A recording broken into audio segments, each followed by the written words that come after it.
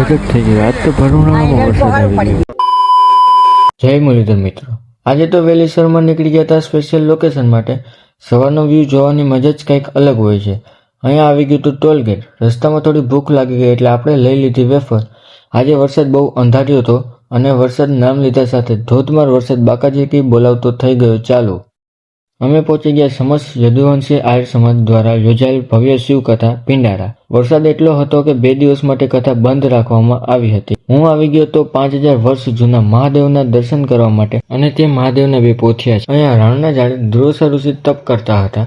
વરસાદના લીધે ગારો એટલો હતો કે તમે મારા ચપ્પલ જોઈ જ શકો. અહીંયા અમે સીએનજી ગેસ ભરાવી નીકળી ગયા દ્વારકા માટે.